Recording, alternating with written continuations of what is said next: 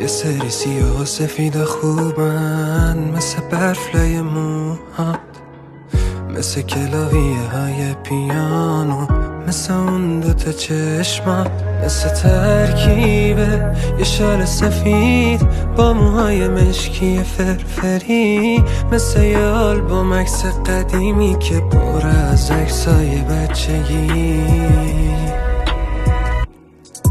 با تو رنگ دنیام چه قشنگه، سیاه سفید آره همینشه که قشنگه.